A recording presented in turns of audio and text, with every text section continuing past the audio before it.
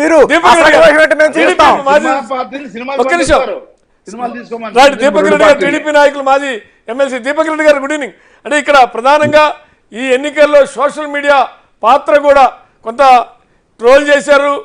ఒక స్త్రీ చనిపోవడానికి, మహిళ చనిపోవడానికి కారణమయ్యారు అనేటువంటి విమర్శ కూడా ప్రధానంగా ఇవాళ ముందుకు వస్తున్నటువంటి పరిస్థితి కనపడుతుంది. దీని ఎట్లా మీరు ఓన్ చేసుకుంటారు? ఆ సోషల్ మీడియా అంశంకి వచ్చే కన్నా ముందండి, ఇప్పుడే సోదరుడు కొన్ని కామెంట్స్ చెప్పినాడు, అవి ఒకసారి గుర్తు చేయాలి. గతంలో జగన్మోహన్ రెడ్డి గారు జైల్లో ఉన్నప్పుడు ఎవరన్నా వైసీపీలో చేరాలా అని అంటే జైల్లో పోయి చేరాలా అని చెప్పి అనిన వారిని మంత్రి చేసినారు. బొత్స సత్యనారాయణ కరప్షన్ అంటే ఏంది, ఏ స్థాయికి రాజకీయం దిగజారిపోయింది అని చెప్పి జగన్మోహన్ రెడ్డి గారిని అనిన వాక్యాలు, అటువంటి వాళ్ళని మంత్రి చేసినారు. ఇప్పుడు ఆ లిస్టు చదువుతా పోతే చాలా పెద్ద లిస్టు ఉంది, ఎవరు ఏమేమి కామెంట్స్ చేసినారో అటువంటి వాళ్ళని వాళ్ళు తెచ్చి పెట్టుకున్నారు. అది ఇప్పుడు ఈ రోజు తిరిగి నీతులు మాట్లాడుతూ ఉన్నారు అని అంటే ఇంకా వాడిని ఎంతవరకు సీరియస్ గా తీసుకోవచ్చో ఒకసారి ఆలోచించారు. కానీ ఈ రోజు ఒకటి మాత్రం కరెక్ట్, ఆంధ్ర రాష్ట్రంలో అన్ని పార్టీలు ఈ రోజు ఒకటే ఒకటి చెప్తా ఉంది, ప్రజలు గెలవాలా, రాష్ట్రం నిలవాలా, దౌర్జన్యాలు పోవాలా, ప్రజల హక్కుల్ని కాపాడాలా, అంబేద్కర్ రాజ్యాంగాన్ని మనం నిలబెట్టుకోవాలా, రాజారెడ్డి రాజ్యాంగాన్ని సాగనంపాలా, విధ్వంస పాలన పోవాలా, అభివృద్ధి రావాలా, రాక్షస పాలన పోవాలా, రామరాజ్యం రావాలా. ఈ అంశాలే మా మూడు పార్టీలకి కామన్ ఎజెండాతో మేము ముందుకు పోతా ఉన్నాము. ఎప్పుడు బీజేపీతో అలయన్స్ అనౌన్స్ అయిందో ఐఏఎస్లు ఐపీఎస్లు కూడా భయం చుట్టుకుంది. ఇప్పుడు మనం ఇష్టానుసారం చేసేదానికి కాదు, వైసీపీ పార్టీ వాళ్ళు చెప్పినట్టు చేస్తే మనకి ఇబ్బంది వస్తుందని ఒక భయం చుట్టుకుంది.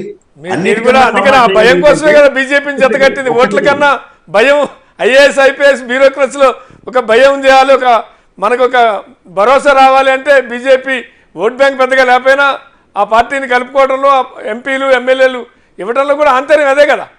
మీరు అనుకున్నది కొంతవరకు వర్కౌట్ అయింది అనుకోవచ్చు. దీపక్ రెడ్డి గారు అదే పాయింట్కి వస్తాం. ఖచ్చితంగా ఆ భయం అనేదే కాదు, ఇప్పుడు రేపు మోదీ గారి ప్రోగ్రామ్ అందరు మూడు పార్టీలు జాయింట్ చేసే 17వ తారీఖు ప్రోగ్రామ్ కి ఏపీఎస్ఆర్టీసీ మేనేజర్లు మా వాళ్ళకి ఫోన్లు చేస్తున్నారంట, మీరు తీసుకోండి బస్సులు మేము ఇస్తాము అని చెప్పి. గతంలో మేము ఎంత అడిగినా వాళ్ళు ఈ రోజు ఎందుకు పరిస్థితి వచ్చింది.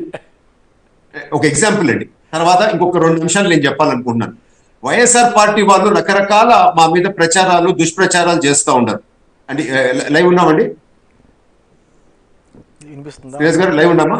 దీపక్ రెడ్డి గారు మాట్లాడండి. అండి దీపక్ రెడ్డి గారు అండి కంటిన్యూ చేయండి. ఓకే, సారీ మన బ్రేక్ అయింది అనుకున్నాను అండి. వైఎస్ఆర్ వాళ్ళు రకరకాల దుష్ప్రచారాలు మా మీద చేస్తా ఉన్నారు. ఏదో ఒక సీటు ఎక్కువ, ఒక సీటు తక్కువ అని చెప్పి మా ముగ్గురు మధ్యలో ఏదన్నా విభేదాలు తేవాలని చెప్పి సర్వ ప్రయత్నాలు చేస్తూ ఉన్నారు. అది సాధ్యం కాదు. ఎందుకు అని అంటే మూడు పార్టీలు ఒక కామన్ ఎజెండాతో మేము ముందుకు పోతా ఉన్నాము అండి. ఏంది అని అంటే విధ్వంసం కాబడే రాష్ట్రాన్ని కాపాడాల. ఫస్ట్ పాయింట్, రేపు రాబోయే ప్రభుత్వంలో కేంద్రం నుంచి వచ్చే పథకాలు, ప్రాజెక్ట్స్, అమరావతి మనం చేసేది, విభజన హామీలు, నదుల అనుసంధానం, ఇటువంటివి జరగాల. కేంద్రంలో మోదీ గారు ఖచ్చితంగా వస్తున్నారు, రాష్ట్రంలో మేము వస్తున్నాము కనుక ఖచ్చితంగా ఈ రెండు కలిస్తేనే సక్సెస్ అవుద్ది అని. 2047 మోదీ గారు చెప్పే విజన్ గత సంవత్సరం రోజుల నుంచి చంద్రబాబు నాయుడు గారు 2047 విజన్ ఒక కామనాలిటీ ఉంది రెండింటి మధ్యలో అని చెప్పి నేను తెలుపుకుంటున్నాను. అదే విధంగా మోదీ గారు అక్కడ డెవలప్మెంట్ ఎజెండా మాట్లాడుతూ ఉన్నారు, ఇక్కడ చంద్రబాబు నాయుడు గారు అయితే ఏముంది, పవన్ కళ్యాణ్ గారు అయితే ఏముంది, డెవలప్మెంట్ ఎజెండా, రాష్ట్రంకి ఈ రోజు వచ్చిన సమస్యల గురించి ఒక పక్క అవగాహనతో మాట్లాడుతూ ఉన్నారు. ప్రజల్ని కాపాడాలా అనేది ఒక పక్క కమిట్మెంట్ తో మేము ముందుకు పోతా ఉన్నాము. సో ఒక ఎజెండా ఉంది, ఒక కామన్ గోల్స్ ఉన్నాయి. సో ఈ విధంగా మేము ముందుకు పోతా ఉంటే ఈ అంశాల గురించి మాట్లాడకుండా వైఎస్ఆర్ పార్టీకి సంబంధించిన వాళ్ళు ఒక శకుని పాత్ర వహిస్తూ ఏదో ఒక సీట్ ఎక్కువ, ఒక సీటు తక్కువ అని చెప్పి మా మధ్యలో డిఫరెన్సెస్ తేవాలా అని చెప్పి సర్వ ప్రయత్నం చేస్తూ ఉండరు.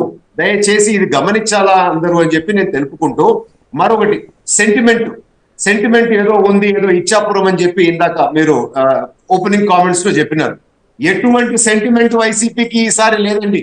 గతంలో మీరు సెంటిమెంట్ చూస్తే 2 సార్లు బీజేపీ అలయన్స్ ఎన్డీఏతో మేము గెలిచినాము, ఇప్పుడు 3వ సారి కూడా గెలవబోతా ఉన్నాము, హ్యాట్రిక్ రాబోతా ఉంది అని చెప్పి నేను తెలుపుకుంటూ ఒక్క ఛాన్స్ అని అడిగినాడు జగన్మోహన్ రెడ్డి గారు. ఆ సెంటిమెంట్ ఇప్పుడు పనిచేయదు. బాబాయ్ సెంటిమెంట్ ఇప్పుడు పనిచేయదు. కోడికత్తి సెంటిమెంట్ ఇంకా పనిచేయదు. స్పెషల్ స్టాటస్ పనిచేయదు, ప్రత్యేక హోదా పనిచేయదు, అవి కూడా పనిచేయవు. స్పెషల్ స్టాటస్ పనిచేయదు, ప్రత్యేక హోదా కూడా పనిచేయదు కదా, అయిపోయింది కూడా అది కూడా. నన్ను కంటిన్యూ చేయకుండా బ్రేక్ చేస్తా ఉండరు.